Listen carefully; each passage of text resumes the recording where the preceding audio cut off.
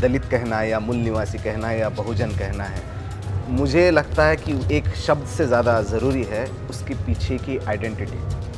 आज आप अगर कहेंगी कि ये मूल निवासी है या बहुजन है या दलित है, उससे मुझे फ़र्क नहीं पड़ता। फ़र्क इससे पड़ता है कि वो कौन है, कौन लोग हैं। ज़्यादातर लोगों को वो दलित है वो जानते ही नहीं है। जो भी है वो मैं मादिगा हूँ, मैं माला हूँ। बहुत सारी चीज़ें डायनामिक्स देखने को मिल रहे हैं कि कैसे कास्ट पास ऑन हो रही है जॉब्स में, यूनिवर्सिटीज़ में, रिलेशनशिप्स में, फ्रेंडशिप्स में, है ना। तो that's what also we are researching.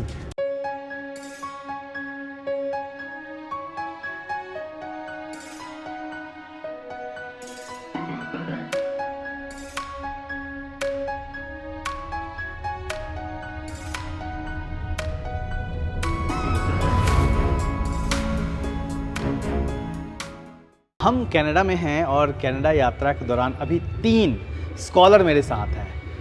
आपको स्कॉलर कह सकते हैं ना। गौरव पठानिया ये वाशिंगटन डीसी में है और शशि हैं ये कैलगरी में ही हैं। और इसके अलावा हमारे साथ सुमेध जी हैं जो ये भी कैलगरी में हैं। और हम कोशिश करेंगे कि हम बातचीत करें कि आखिर जो एजुकेशन है वो किस तरीके से चल रहा है, किस तरीके से इन लोगों की अचीवमेंट है। क्योंकि तीनों लोग जो यहाँ पे खड़े हैं इन सबकी अचीवमेंट काफ़ी बड़ी है और प्लानिंग है इनकी कि इन फ्यूचर बड़ा काम करने के लिए। और तमाम तरह के हम डिस्कशन करते हैं, फिर देखते हैं क्या निकलता है।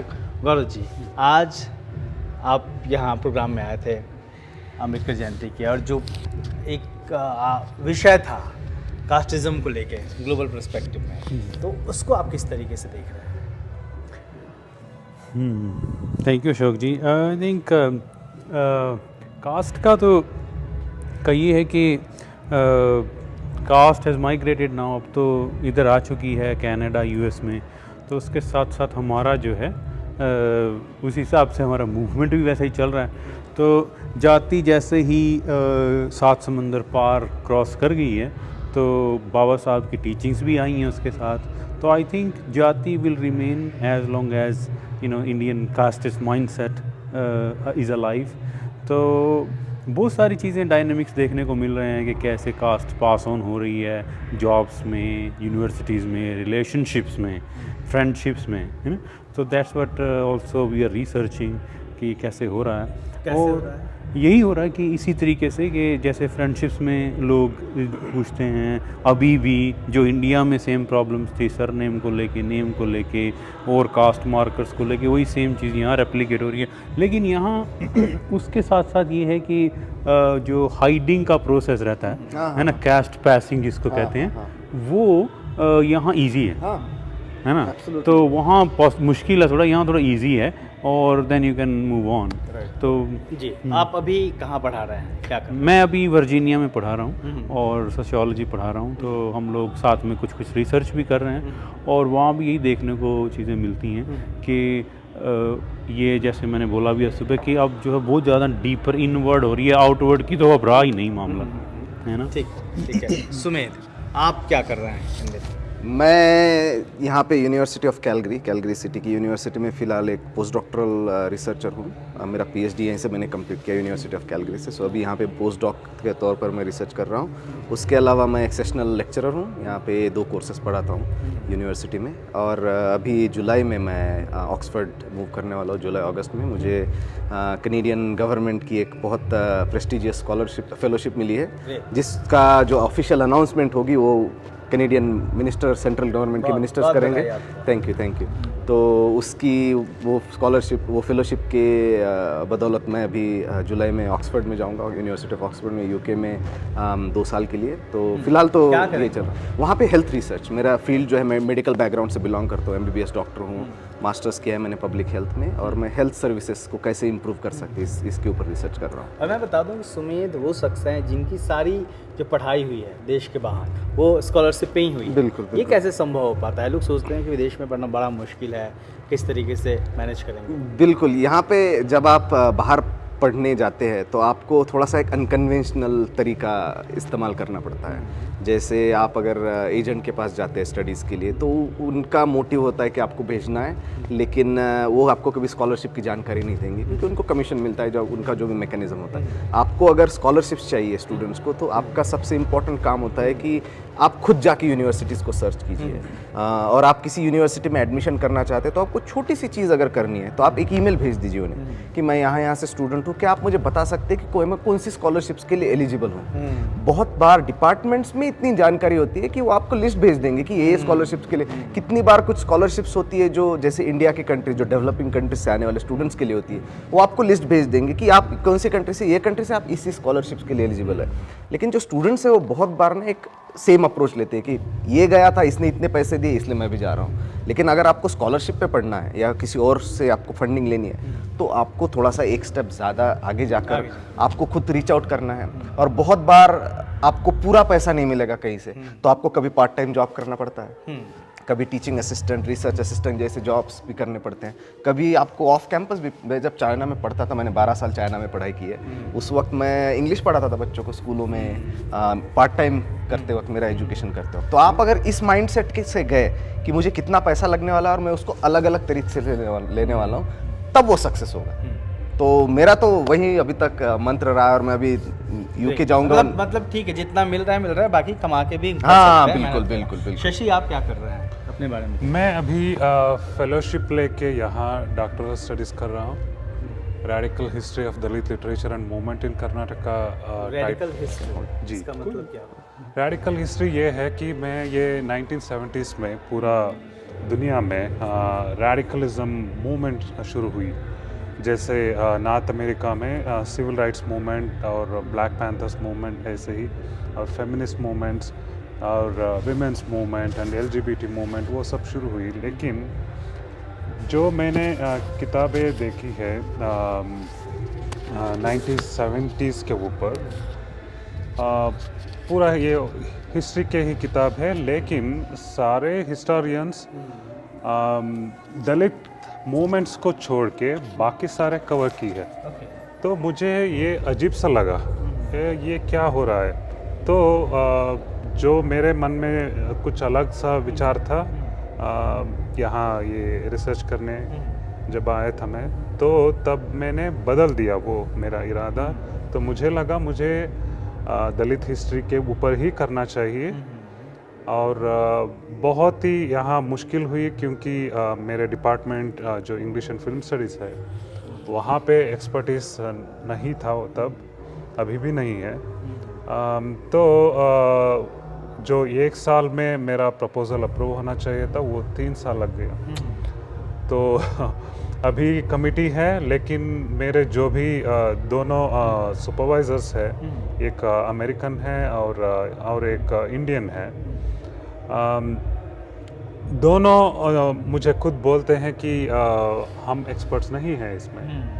लेकिन मैंने यही कहा कि उन लोगों को कि जो आप बोल रहे हो कि एक्सपर्ट्स नहीं है, मुझे भी वही चाहिए, क्योंकि जो अगर आप एक्सपर्ट्स होते तो वही सवाल पूछते जो सारे एक्सपर्ट्स पूछते हैं। अब मुझे कुछ अलग तरह का ये नज़रिया मिलेगा इससे।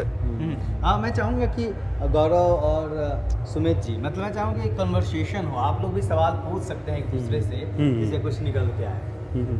ये एक बड़ा इम्पोर्टेंट चीज़। लेकिन शशि, अभी आपको नहीं लगता कि जैसे जब से कास्ट की बुक आई है इज़ाबेल विल्करसन की, उसके बाद कम से कम एटलीस्ट पीपल, जो लोग हैं यहाँ के, वो थोड़ा फेमिलियर हो गए हैं कास्ट शब्द से और थोड़ा बहुत स्कॉलरशिप से?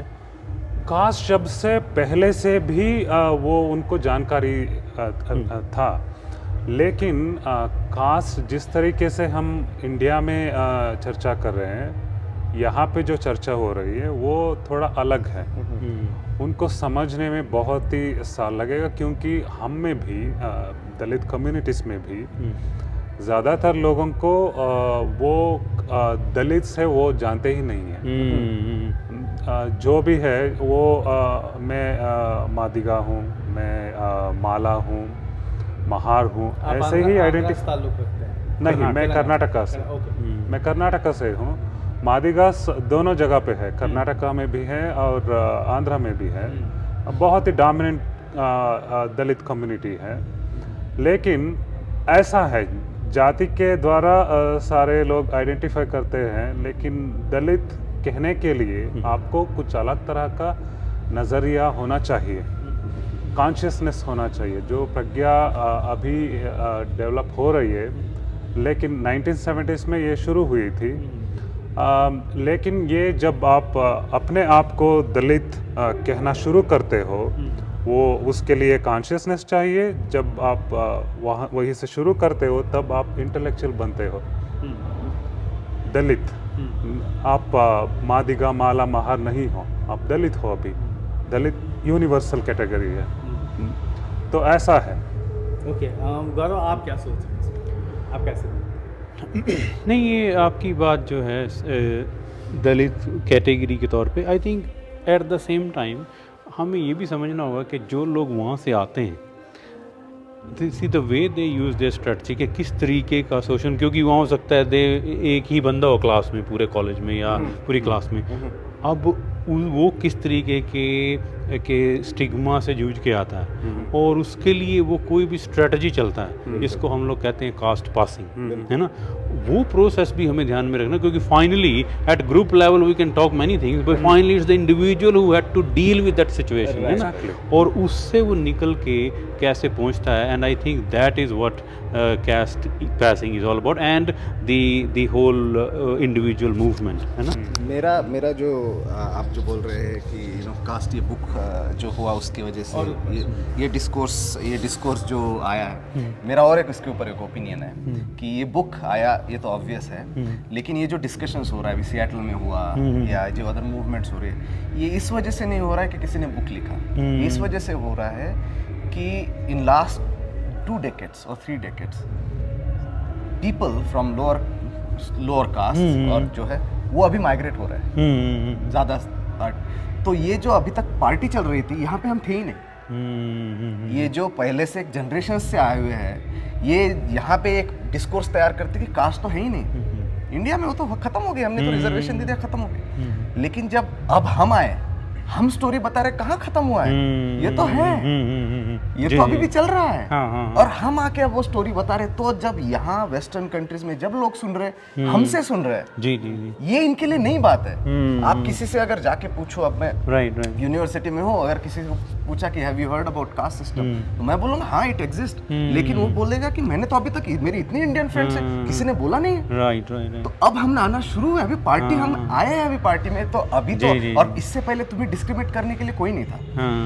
तुमको डिस्क्रिमिनेट करना है, तुम तो एक्चुअली पीपल ऑफ कलर का एक कोहरा लगा के ये करते थे, राइट? सुमेध, गौरव, ये जो बातें हो रही हैं, इसको आप दोनों आदमी देख रहे हो, हम लोग तीनों चारों जो लोग हम लोग बात कर रहे हैं, छोटे शहर से निकल के आए, फिर अपनी एक जगह बनाई है। आप इन चीज़ों को जब देखते हो यहाँ पे, तो उसको किस तरीके से देखना चाहिए? मुझे लगता है कि ये, जैसे सुमेध ने भी यही बात की कि, लेकिन मैं इसको इस पर्सपेक्टिव में देख रहा हूँ कि आज हम लोग आ गए हैं, उसको कहते हैं कि जब जो है दलित पहुँचता है कहीं, तो उसको नॉक करना होता है, बताना होता है कि मैं आ चुका हूँ, है ना। लेकिन उस आने तक के प्रोसेस के लिए उसको वेट करना पड़ता है, कि जैसे now you are a successful person, you can say with an assertion, but as long as you are in that process, you go through this hiding revealing process, क्योंकि यू हैव टू गेन। जब तक entry नहीं मिल जाती, तब तक ये बड़ा tough process है। And I think most of our scholarship does not talk about that process. इसीलिए we are losing thousands of students, those who are going through mental health, suicide and all, उस पे तो कोई चर्चा ही नहीं है, and this is a big issue. इसीलिए हम जो ब्लूबर्ड प्रोग्राम चलाते हैं नालंदा एकेडमी के थ्रू, इसके लिए हम चाहते हैं कि स्टूडेंट्स, जैसे बाबा साहब का पहला रिविलेशन कहाँ उन्हें पता चला कि सोशल इक्विटी होती है, बाहर आए तब, राइट? तो हम चाहते हैं कि हमारे स्टूडेंट्स बाहर आए, वहाँ पे इंडिया में उनका ऐसे में जिम्मेदारी क्या बनती है आप जैसे लोगों की? आई थिंक हमारे बहुत सारे साथी कर ही रहे हैं कि मोटिवेट कर रहे हैं, स्टूडेंट्स को बता रहे हैं, गाइड कर रहे हैं, क्योंकि भाई ये तो चलेगा, स्टिग्मा, प्रेजुडिस, स्टीरियोटाइप्स, ये तो चलते रहेंगे, लेकिन उनको एक रास्ता देना, I think that's what Nalanda academy is doing, Sumedh and all these groups we are working with, वो सारे देर कर रहे हैं, और यही है, मुझे लगता है यही कर सकते हैं। उसके अलावा इससे इमोशनल सपोर्ट भी मिलता है ना, क्योंकि बहुत सारे अभी जैसे अभी आपको फेलोशिप्स के बारे में बता रहे थे, अभी भी कोई ज़्यादा बड़ी गाइडेंस नहीं है अशोक जी, है ना। तो आई थिंक ये सारा, अब कोई बंदा उधर जूझ रहा है और उसको पता चला यार ये अपॉर्चुनिटी है, तो वो सारी एनर्जी उधर लगा देगा, because he wants to get out of that system. मैं और एक बात बोलूँ, हमारा क्या है, लाइक आपने पूछा कि हम क्या कर सकते हैं। हम उनके लिए एक रास्ता बना सकते हैं। आज अगर स्टूडेंट यूनिवर्सिटी में आता है और ये यहाँ पे वहाँ पे प्रोफेसर है, द स्टूडेंट कैन रिलेट कि if he can do it, I can do it. बहुत बार क्या होता है, बहुत बार वो देखते हैं स्टूडेंट्स की, इसमें से तो कोई है नहीं कि जिसके साथ मैं आइडेंटिफाई कर सकता हूँ। अच्छा, आप लोग पढ़ा रहे हैं, इंडियन लड़के भी मिलते होंगे, अपनी कम्युनिटी के भी लड़के मिलते हाँ, हैं, जो हम लोग लगातार 15-20 दिन से तमाम जगहों पे घूम घूम के अम्बेडकर जयंती सेलिब्रेट कर रहे हैं। कनाडा के अलग अलग पार्ट में, यूएसए में भी, सिएटल में हुआ। जो यहाँ मूवमेंट चल रहा है, अम्बेडकरी मूवमेंट, उस पर उसको किस तरीके से देख रहे हैं आप लोग, और क्या जो नेक्स्ट जनरेशन है वो उसको लेके चलने के लिए तैयार है? ये जो अभी रिसेंट जो एक्सपीरियंस हुए ना, जैसे सिएटल, कैलिफोर्निया, ये वो, उससे मुझे एक चीज़ मैं बड़े दावे से कह सकता हूँ कि ये जो है जिसको हम लोग एंटी कास्ट मूवमेंट कह रहे हैं, ये सिर्फ दलितों के बस की बात नहीं है, इसमें सबका पार्टिसिपेशन चाहिए, बिल्कुल है ना। मैंने क्लोजली क्योंकि उसमें पार्टिसिपेट किया। We can not imagine Seattle without the support of all other community, even all the religious community and the black community. Exactly. है ना। And that also means we also have to be part of any operation, because if you are limiting Ambedkar just for Dalit movement, then you are doing an injustice to him. Right. So if there is a injustice based on indigenous people, we should also be the one. Right. If there is about Black Lives Matter, we should also jump. Right? जिसको Because हम- that's what our principle is, right? Right. Social equity.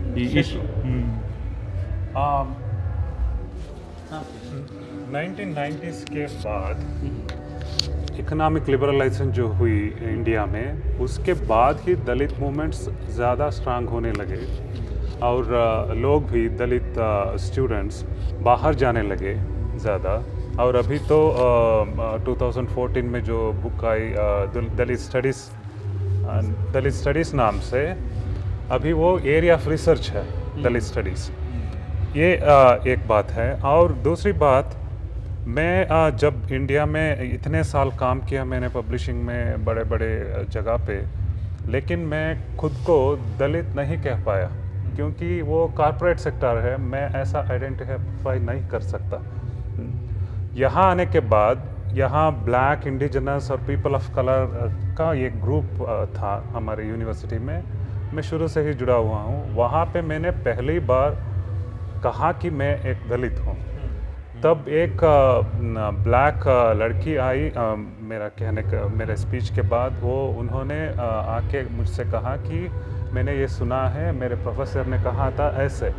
तो ऐसे ही जैसे इन लोगों ने कहा, ये सिर्फ दलित मूवमेंट आइसोलेटेड मूवमेंट नहीं हो सकता। बाकी सारे मूवमेंट्स जो है, मूवमेंट्स अगेंस्ट ऑपरेशन, उन सब मूवमेंट्स के साथ जुड़े रहना चाहिए, और उसके साथ ही मजबूत हो सकते हैं ज़्यादा। हाँ, दलित वर्ड की बात है, लगातार बहस होती रहती है इस पे, दलित आइडेंटिटी को लेके, दलित शब्द इस्तेमाल करना चाहिए कि नहीं करना चाहिए, कि कुछ और करना चाहिए। मैं तीनों से इसका जवाब जानना चाहूँगा, फिर हम इस बातचीत को ख़त्म करेंगे। सुशील, सो दलित 1970s दलित पैंथर से जो बहुत ही स्ट्रांगली हम आइडेंटिफाई करने लगे, मैं भी दलित हूँ, मैं भी दलित हूँ, ऐसे बाकी सारे जगह पे भी।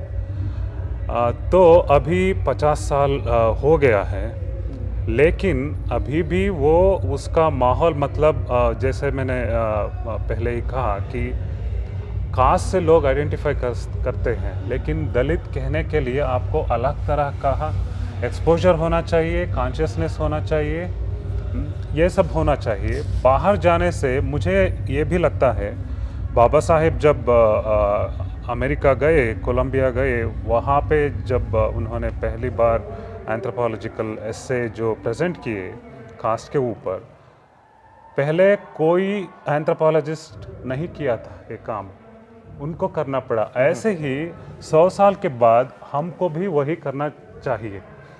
सो ये अभी भी मतलब ये जब तक कास्ट होगा तब तक आपको दलित आइडेंटिफिकेशन बहुत ज़रूरी है, खोना नहीं चाहिए इसको। लेकिन ये भी ध्यान में रखना चाहिए आप दलित होके मर नहीं सकते, वो आइडेंटिफिकेशन जाना चाहिए आपको आपके जाने के पहले। मेरा इसके ऊपर शशि के साथ कल रात में हम 4 बजे तक देर रात तक इसके ऊपर बात कर रहे थे कि आइडेंटिटी के ऊपर आज, और आज वही हमारे कैलगरी यूनिवर्सिटी ऑफ कैलगरी की इवेंट में उसी के ऊपर बात हुई। तो दलित दस्तक के दर्शकों से मैं यही कहना चाहूँगा, देखिए आप अगर लिंग्विस्टिक्स में जाएंगे कि दलित कहना है या मूल निवासी कहना है या बहुजन कहना है, मुझे लगता है कि एक शब्द से ज़्यादा ज़रूरी है उसके पीछे की आइडेंटिटी।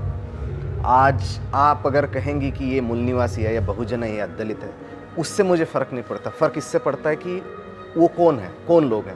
मैं ये ऐसा एक विज़न सोचता हूँ कि 20 साल बाद, 30 साल बाद, 50 साल बाद जब कोई बोलेगा अच्छा ये दलित है, मतलब अच्छा ये तो PhDs होते हैं इनके पास, ये तो यूनिवर्सिटीज़ में प्रोफेसर है, इनके तो बिजनेसेस है, ये तो टॉप एक्टर्स है, ये तो टॉप डायरेक्टर्स है, राइट। तो उसके साथ का जो स्टिग्मा है, उसके बाद ऐसा होगा कि पीपल विल लाइक मैं क्यों नहीं दलित हूँ, other people will say like you know मुझे दलित जैसा बनना है। सो मेरे हिसाब से उसकी जो आइडेंटिटी खुद को इतना मजबूत करो। एग्जैक्टली वो आप आइडेंटिटी उसकी क्रिएट करो ताकि वो वर्ड की जो भी ये है ब्रोकन मैन जो उसका मतलब होता है दलित, वो आइडेंटिटी ना रहे, आइडेंटिटी बने कि ये कम्युनिटी मतलब ये बहुत आगे निकल चुकी है। और मेरा मानना वही है और मैं उसी तरह से काम कर रहा हूँ। गुड नो, ये अच्छा पॉइंट है। तो मैं इसमें बस ये ऐड करूँगा कि दलित जो है वो it's a political category, right, कि politically it can unite people and it Yes, happened. yes. But at social level, when you say we are again still go to Mahar Mang, Oh, yes. then Mala Madhiga, Yes. Chamar Valmiki, Yes. that categories are not. So somehow Dalit is not becoming a homogeneous category because it is a political category. Yes. To make it a social category, we have to take it back through different politics. Yeah. Now I just written a paper which is coming in this June. तो उसमें मैं ये argue कर रहा हूँ कि जो Dalit studies you are talking about, I am saying that Dalit studies ने जो करना था वो कर लिया अभी तक। We have to now move beyond Dalit study and should start calling it caste studies. Okay. क्योंकि it's not the problem of Dalit, it's the problem of everyone. तो ये हर कास्ट की प्रॉब्लम है। जैसे अब उसको हम लोग अगर ब्लैक से रिलेट करें तो black is a whole different ball, है ना। तो यहाँ मुझे लगता है हमें कास्ट स्टडीज़ की तरफ मूव करना चाहिए। वही मैंने इसमें आर्ग्यू भी किया एक paper. Thank you Thank so you, much, thank you Ashok so ji. Much Gaurav और सुमेध और शशि जी। और हमने कोशिश की कि 3-4 लोग हम साथ में हैं और कहीं ना कहीं एक उम्र के हैं और अलग अलग फील्ड में काम कर रहे हैं, तो आखिर इन लोगों की सोच क्या है, क्योंकि यहाँ रहते हुए, USA में रहते हुए या फिर कनाडा में रहते हुए किस तरीके की चीज़ें फेस कर रहे हैं, कौन से सवाल ज़रूरी है, उस पर बात की जाए। उम्मीद है आपको पसंद आएगा। देखते रहिए दलित दस्तक। सबको जय भीम। जय भीम।